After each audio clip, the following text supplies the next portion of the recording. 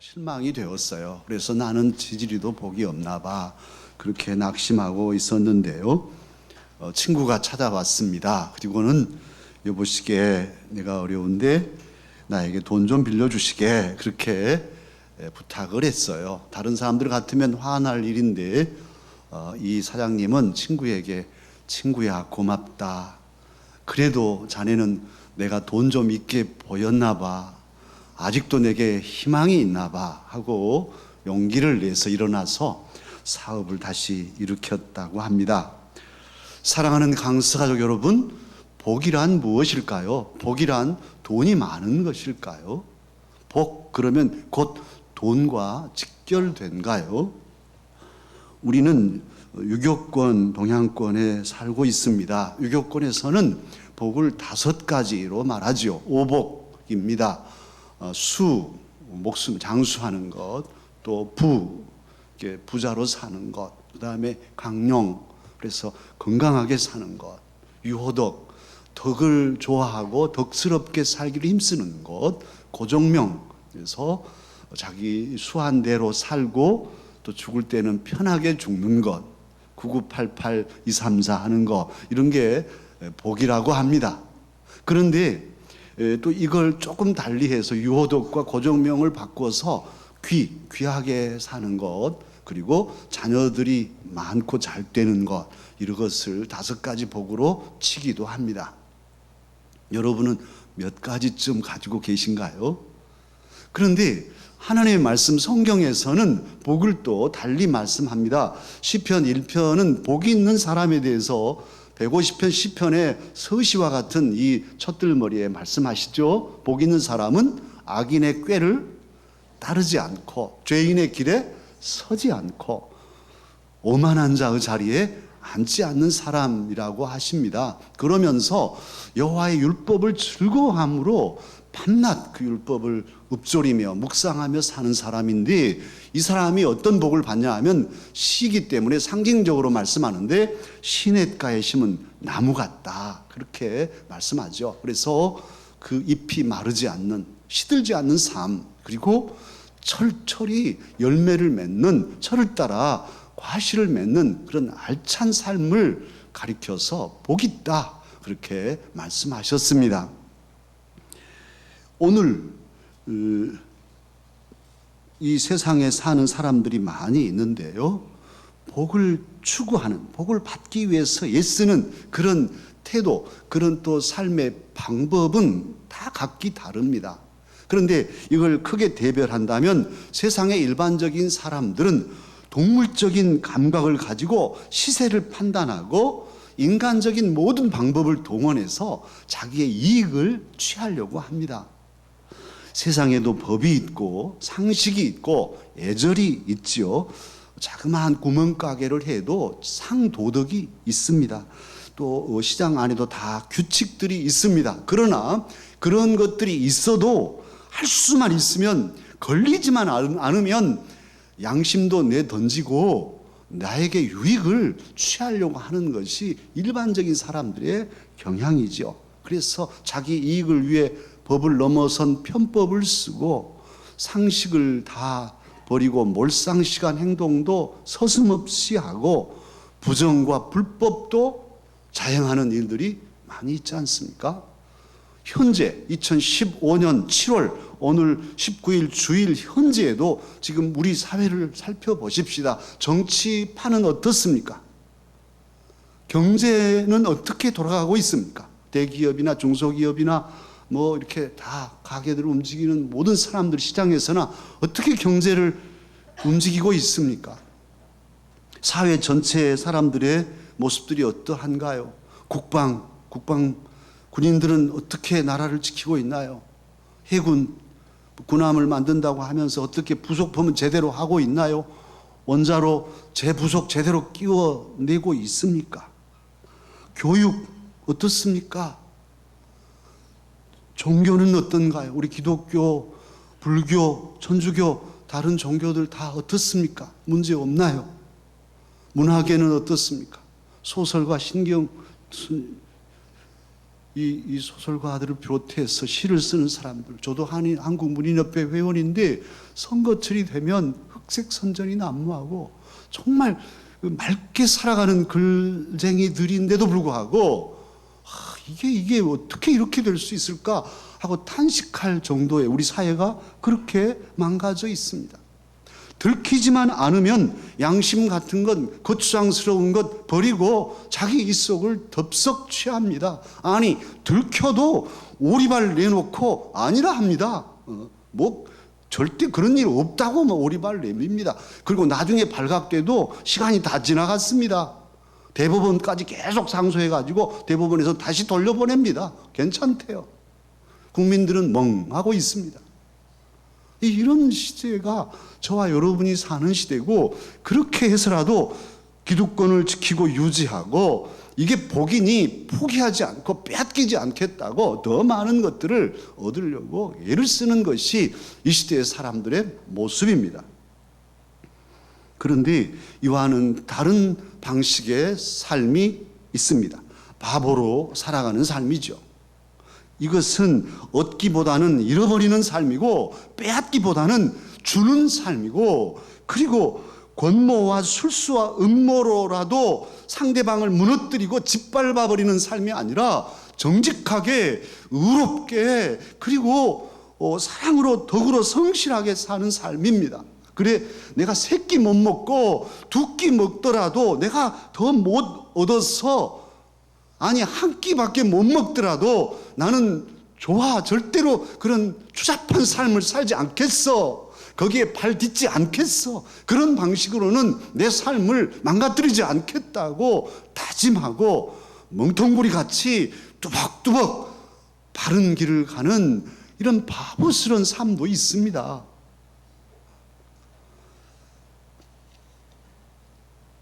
저는 어린 시절에 낚시를 해본 적이 있는데요. 낚시를 하면 고기가 잘 무는 것들이 있어요. 그래서 여러 사람하고 같이 낚으면 나는 전혀 까딱도 안 하는데 옆에는 막 고기가 또 잡았네 하면 약이 오르죠. 그러면 나도 같이 하자고 염치 없는 짓거리인데요. 낚싯대 가지고 그 옆에 가서 딸랑 같이 하잖아요. 이렇게. 그래서 상대방을 방해하고 자기도 못 잡고 남도 못 잡게 하는 이런 염치 없는, 그래서 고기 어디가 있는지 찾아다니는 이 약삭 빠르고 잔꾀로 살아가는 그런 방식이 있어요. 그런데 또 하나의 방식은 목 좋은 곳에 턱 자리를 잡고, 그래 오전에 안 물면 오후에 물겠지, 오후에 안 물면 저녁에 물 거야 하고 때를 기다리고, 바보지요. 어디 다른 데 좀 옮겨 본단 말이지. 진득하게 참고 있는 방식이 있어요.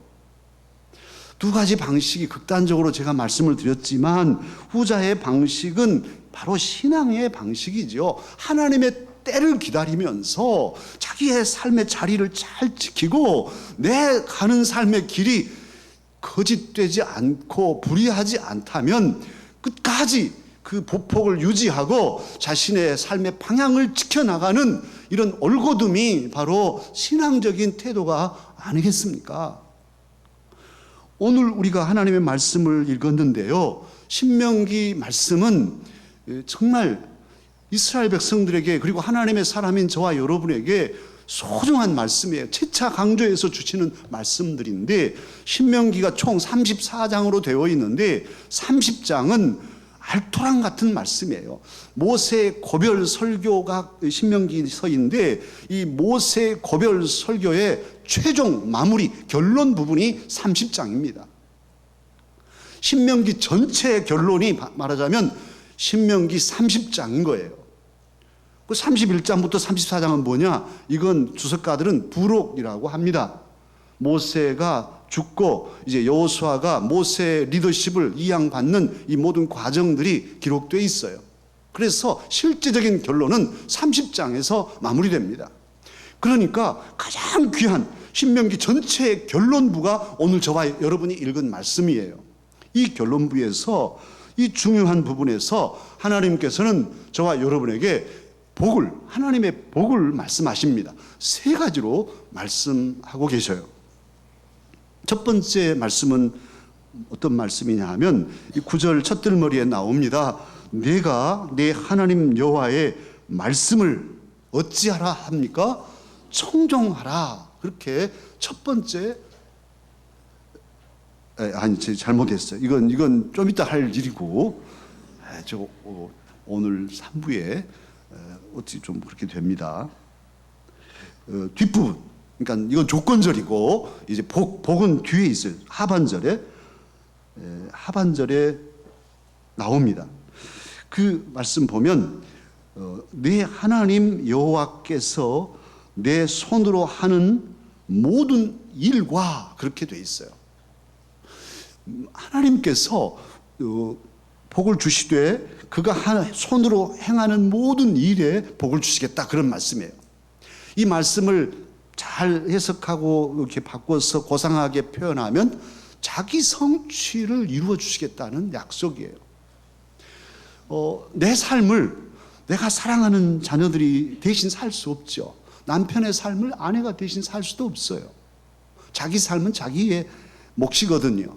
그런데 저와 여러분에게는 각자의 재능도 있고 꿈도 있고 하고 싶은 일도 있어요. 그런데 살다 보니까 남편을 위해서 다 쓰고 자식들을 어떻게 하면 잘 길러볼까 하다가 하고 싶은 일도 못하고 그냥 뼈가 노그라지게 일만 하고, 그리고 자식들을 잘 살려서 길러서 이제 세상으로 내보냈더니 나중에는 늙은 노분만 남아가지고 내 인생은 어디 갔나, 주름살만 남고, 그래가지고 탄식하는 경우가 있잖아요.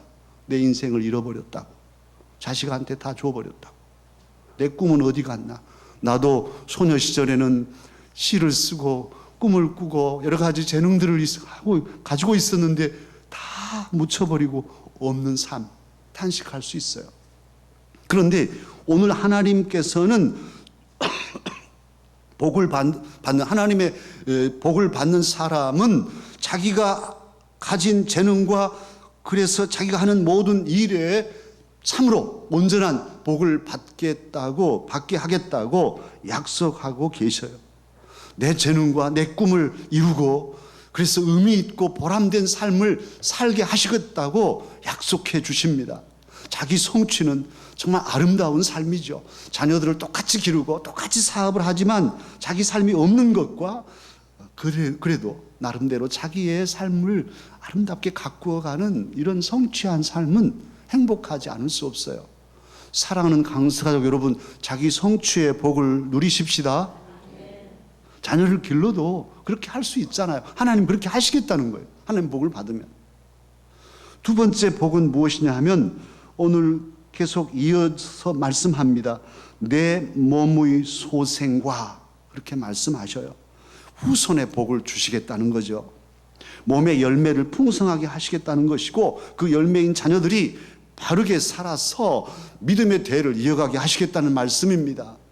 믿음의 유산이 나에게서도 풍성하게 누려질 뿐만 아니라 내 아들 때에 딸 때에 그리고 손주 때에 계속 이어져 간다면 행복하지요. 내가 많은 재산을 모았어요. 또 많은 업적을 이뤘어요. 그런데 내가 죽고 나니까 장례식장에서 자식들이 싸웁니다. 그리고 재판 걸고 왼수가 되고, 그게 복입니까? 자식들한테 복을 줬어요. 싸움거리를 줬는데요. 그건 복이 아닌 거예요. 진정한 복은 뭐냐? 내가 누릴 뿐 아니라 내가 누린 것들을 사랑하는 자녀들도 누리고 손주들도 누리고 또 많은 사람들이 함께 누리는 자자손손이 복을 받는, 이게 진정한 복인데 하나님께서는 이 후손의 복을 주시겠다고 약속하여 주셨습니다. 정말 자녀들이 잘 되면 기쁘죠. 자녀들이 감사거리인 거예요. 아이고 내 아들 생각하면 감사거리야. 딸아 너를 생각하면 너는 우리에게 하나님이 감사거리로 주셨어. 이렇게 감사할 수 있잖아요. 어제 우리 영유아부 제가 축복했어요. 어제부터 영유아부와 유치부가 성경학교를 시작했는데 매년 유아부는 담임 목사가 직접 한 아이씩 축복 기도를 해주고 있어요. 우리 백장로님과 나랑 이렇게 백장로님이 수발하시고 제가 이렇게 한 아이씩 주고 그 다음에 이제 기도 끝나면 마이쮸 과자를 주는데 이 마이쮸가 우리 애들한테 그렇게 인기가 있네요. 이놈들이 담임 목사한테 기도받으러 오는 것이 아니라 마이쮸 먹을 생각으로 오고 있어요. 그래 한 아이씩 이렇게 기도 제목을 내서 이렇게 축복해 주는데요. 공통적으로 담임 목사가 축복하는 게 있어요. 그것은 하나님, 이 아이가 자라면 나중에 엄마 아빠의 감사거리, 기쁨거리 되게 해 주옵소서, 이렇게 축복합니다. 물론 이 녀석은 막 앙앙거리기도 하고 어떤 녀석은 또 이렇게 참 얌전하게 기도받기도 하는데요. 어떻게 받든지 또 마이쮸만 먹으려고 하든지 어쩌든지 간에 담임 목사가 축복한 이 기도를 30년 후에 40년 후에 하나님께서 이루어 주셔서 노년의 부모들로 하여금 감사거리, 기쁨거리 되게 하실 것을 믿습니다. 이 믿음을 가지고 축복했어요. 어제 성경학교 안 보낸 부모들은 아주 큰 손해를 보셨어요. 내년이 있습니다만 아무튼 이렇게 우리 자녀들을 축복하는데요. 이 자녀들이 자라서 정말 감사거리. 아들아, 너는 나의 감사거리다. 딸아, 너 있어서 내가 기쁘다. 이렇게 행복한 복을 누리십시다. 주님은 그 복을 주시겠다고 약속하십니다. 세 번째 복이 있어요. 세 번째 복은 오늘 본문 마지막 부분에 내 가축의 새끼와 내 토지 소산을 많게 하시고 내게 복을 주시겠다고 계속 이어서 말씀하시죠. 이 말씀은 모세가 하고 있는 말씀이잖아요. 모세를 통해 주신 말씀인데 이 당시는 목축이나 농경 문화이니까 목축을 하든지 농사를 짓든지 그런 시대에 주신 말씀이죠. 오늘 현대 도시 문화에서는 이게 이해가 잘 안 될 수도 있어요. 오늘 아침에 소 깔 비고 오신 분이 있어요? 없잖아요. 집에 소 한 마리씩 기르신가요? 없어요. 어떻게 이 말씀이? 이 말씀은 오늘 현대인들, 도시인들, 저와 여러분에게는 동산과 부동산에 주실 복, 직장과 사업에 주실 복입니다. 그 사업을 번창케 해주시겠다는 거예요.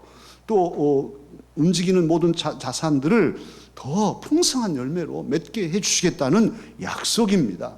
이 복을 받으면 물질적으로도 풍성한 은혜를 누리게 될 것입니다. 이 복을 약속하시는데요. 그러면 어떻게 이 복을 받을까요? 문제는 거기 있잖아요. 복이 좋다는데 이 복을 어떻게 받을까? 그냥 받을 수는 없습니다.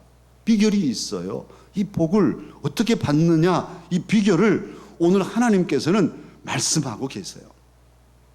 너무 그냥 앞서가다가 아까 제가 그냥 터뜨리고 말았는데 복 받는 비결이 있습니다. 9절 첫들머리에 첫 번째 말씀이 있어요. 한번 보실까요? 9절 첫들머리를 한번 함께 읽으십시다. 내가 내 하나님 여호와의 말씀을 청종하여, 거기까지예요. 첫 번째가 뭐냐 하면 하나님의 말씀을 어찌하며 청종하라는 거예요. 잘 들으라. 표준 세번역에는 잘 듣고 그렇게 돼 있어요. 하나님의 음성을 잘 들으라는 거예요.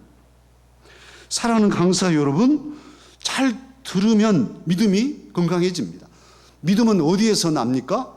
들음에서 납니다. 잘 들어야 믿음이 생겨요. 지금도 하나님 말씀을 설교로 선포하는데 다 각자 듣는 수준이 달라요. 들어도 정말로 오늘 정말 오늘따라 잘 왔네, 이게 복의 비결이라네 하고 잘 들어야지 하고 하는 분이 있고, 복이 한번 가든지 말든지 하고 앉아 계신 분도 있고, 그런 이 잘 들으면 잘 들은 대로 믿음이 더욱 견고해집니다. 오늘 귀한 예배에 그냥 집에서 오늘 비도 오고 그러니 텔레비전이나 보고 있지 하고 거기 집에 누워 계시거나 앉아 계신 분들은 말씀을 못 들어요. 그러면 영이 죽어요. 힘이 없어져요. 힘이 없어지면 어떻게 되냐? 날도 꾸질꾸질하고 점심 먹다가 부부싸움 해가지고 가스통 터뜨린다고 이렇게 갈 수 있단 말이에요. 약해지니까. 이게 정말 더 큰 문제를 일으키는데도 모르고 예배 가면 뭔 소양이 있냐, 이렇게 어리석게 생각해요. 하나님의 말씀은 영의 양식이라 합니다. 우리 몸이 밥을 먹어야 힘을 얻고 그래서 모든 일을 하고 또 병균도 이겨낼 수 있듯이 영의 양식인 하나님의 말씀을 들어야 영이 힘을 얻고 죄를 이기고 유혹을 이기고 건강한 삶을 살아갈 수 있어요. 가장으로서, 주부로서, 자식들로서 각각의 일을 잘 감당하려면 영의 힘을 얻어야 된단 말입니다. 그래서 하나님의 말씀을 들으라고 하신 거죠. 그리고 하나님의 말씀을 잘 들으면 신앙적인 지식이 많아집니다. 하나님의 말씀은 우리에게 지혜를 주셔요. 그리고 바른 생각을 하게 합니다. 그러니 그 인생이 잘못될 리가 없죠.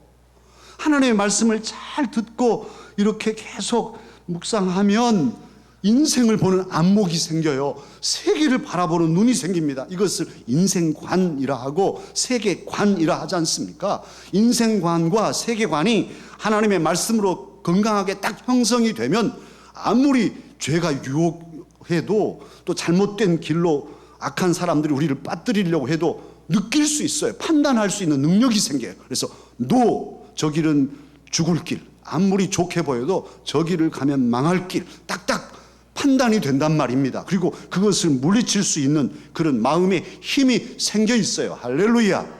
하나님의 말씀을 들으면 그런 능력을 갖추게 하십니다. 그게 믿음이죠. 그렇게 해서 이제 말씀을 들으면 아까 말한 세 가지 복을 받게 되는 것이죠. 두 번째 복 받는 비결을 또 말씀합니다. 9절 아까 읽은 대목 이후로 보면 이 율법책에 기록된 그 명령과 규례를 어찌하고 지키고 그렇게 말씀하고 있어요. 하나님은 이 세상을 창조하셨죠. 이 세상 우주 만물을 지으실 때에 그냥 지으신 게 아니야. 너희들 그냥 마음대로 생겨가지고 너희들 마음대로 살아. 그래서 막 이리 부딪히고 저리 부딪히고 이렇게 살게 하신 분이 아니에요. 하나님은 질서의 하나님이셔요. 그래서 원리와 원칙을 정하고 별 하나도 다 자기 길에 있고 꽃 한 송이가 피어나는데도 이 꽃이 싹이 터서 자라서 어떻게 해야 꽃이 핀다는 그런 원칙들이 있고 법칙이 있어요. 자연의 법칙을 정하셨어요. 모든 짐승과 동물들도 살아가는 그런 원리들이 있어요. 그 원리를 그들의 본능 속에 새겨주셨습니다. 그러니 태어난 모든 짐승들도 뭐 제대로 학교 가서 배우지 않아도 이 녀석들이 막 다 자기들 대로 다 길을 찾아서 먹고 산단 말이죠. 거북이 그냥 알만 나누고 엄마는 가버리고 없는데도 나중에 깨어나면 다 바다로 가서 어디로 갈까? 다 본능에 하나님이 새겨놓은 것 따라서 그 본능대로 살아서 큰 거북이가 되는 거잖아요. 우리 인간도 사실 본능에 하나님의 어떤 그 삶의 원리들을 새겨주셨죠. 그런데 우리가 타락하고 특별히 하나님의 형상대로 지은 우리들에게는 하나님께서 본능만이 아닌 더 세밀한 법을 우리에게 주셨어요. 그 법이 성문법입니다. 십계명 돌에 새겨주셨던 말씀 이제는 양피지에 새기게 하시고 오늘 저와 여러분은 이렇게 66권 성경으로 하나님의 법칙을 기록해 주셨어요. 우리 인간들은 자유의지를 가진 존재로 존귀하게 지으셨기 때문에 이렇게 참으로 우리 본능에 새기지 않고 책으로 보여주신 이 말씀을 가지고 선택하게 하셨어요. 믿을까 안 믿을까? 이 말씀대로 살까 말까? 이것을 우리로 결정하게 하셨습니다. 그래서 우리는 존귀한 존재인 거죠. 자유의지를 가진 존재예요. 하나님께서는 그래서 오늘 너희 살 길을 택해라. 너희들의 행할 길을 택하라. 어느 길로 갈 거냐 하고 오늘 또 여러분의 담임 목사를 통해서 법의 복 받는 비결을 말씀하여 주시지 않습니까? 그러기에 저와 여러분은 이제 세상 방식이 아니고 또 우리의 본능을 따라 살아서도 안 되고 주님이 주신 귀한 말씀, 이 말씀대로만 살면 복을 받고 정말 아름다운 삶을 살 수 있으니 우리의 의지를 다해서 결단하고 말씀대로 살아가야 합니다. 하나님의 말씀을 잘 지켜 살아가십시다. 출애굽기 20장 6절에서는 하나님께서 시내산에서 모세에게 직접 말씀하셨던 말씀이 있어요. 뭐라고 말씀하시냐면 나를 사랑하고 내 계명을 지키는 자에게는 천대까지 은혜를 베푸느니라. 할렐루야.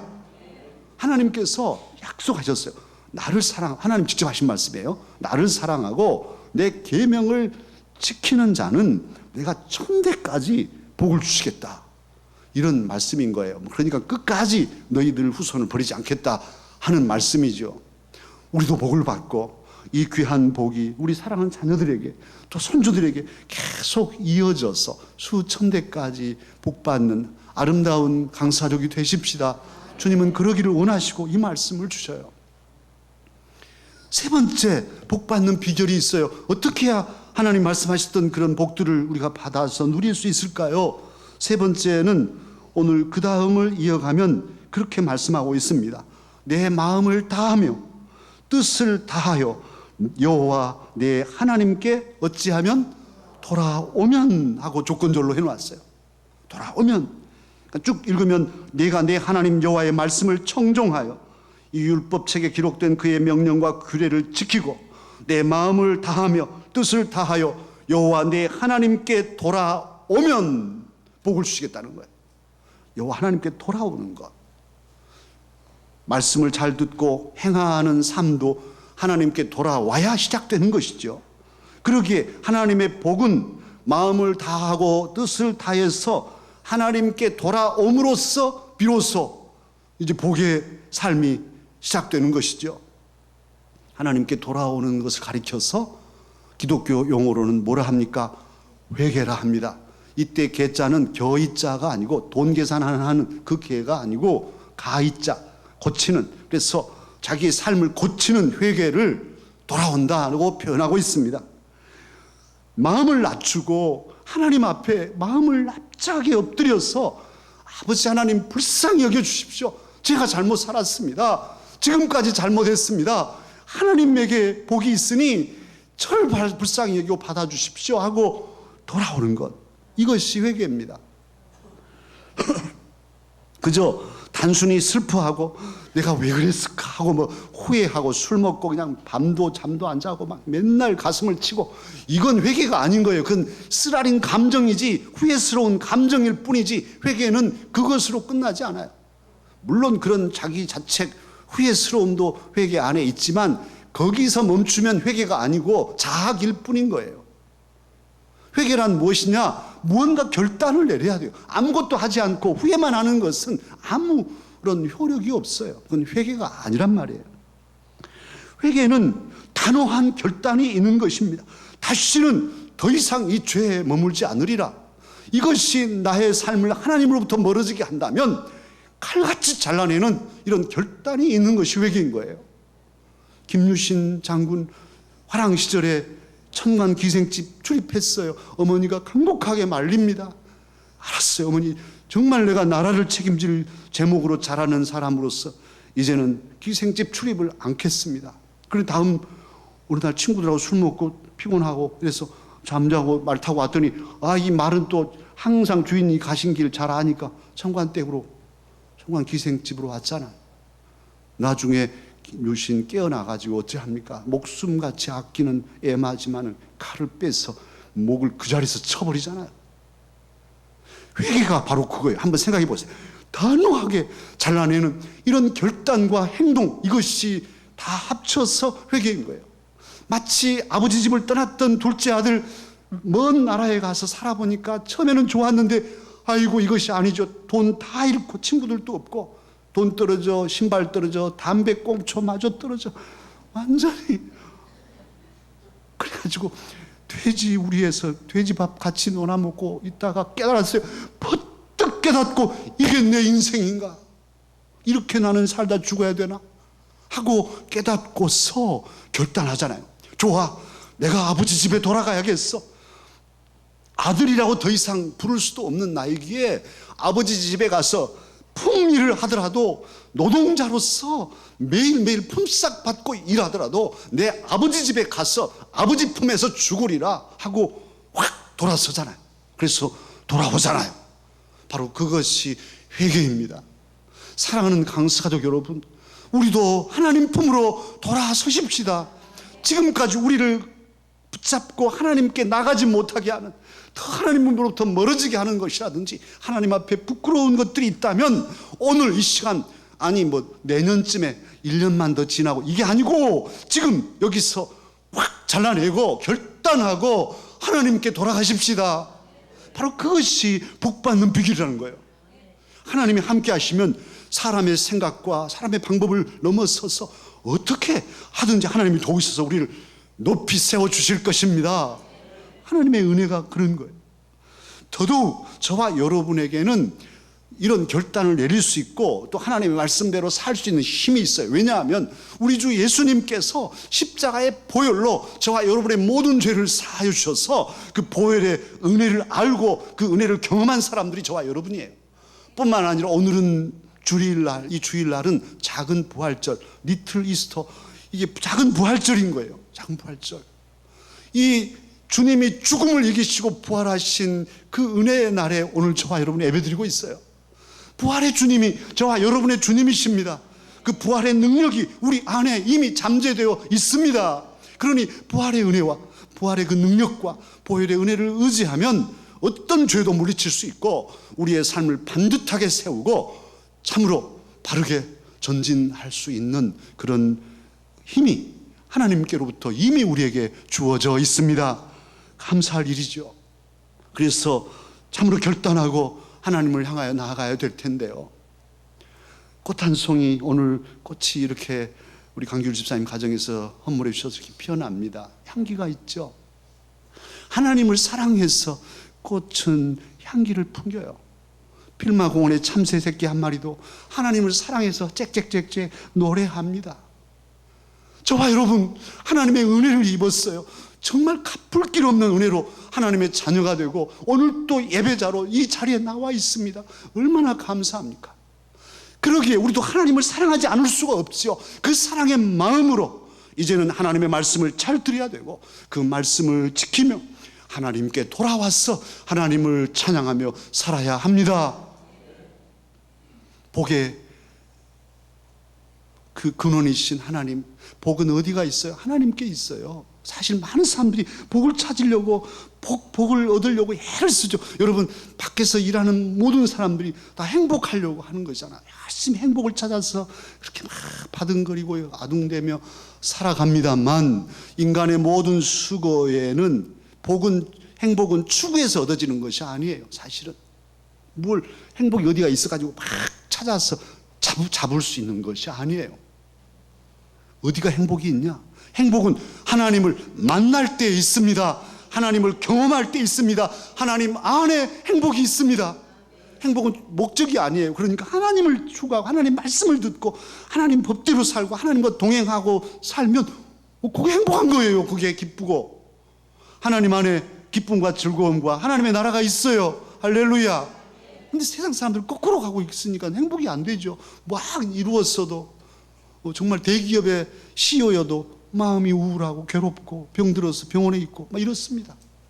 진정한 행복은 하나님을 만나고 하나님 안에서 하나님과 교제하고 하나님의 뜻을 이룰 때 주어지는 거예요. 하나님이 주시는 선물이에요. 오늘 하나님 말씀하시잖아요.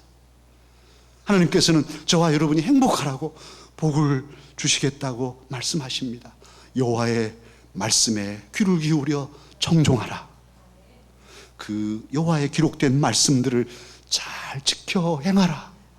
그리고 혹여라도 잘못된다면 즉시 여호와 하나님 앞에 마음을 다하고 뜻을 다하여 돌아오라 말씀하십니다. 이 말씀 우리 마음에 새겨서 순종함으로 하나님의 복을 누리고 자자손손 그 은혜가 넘치도록 살아가는 저와 여러분이 되십시다.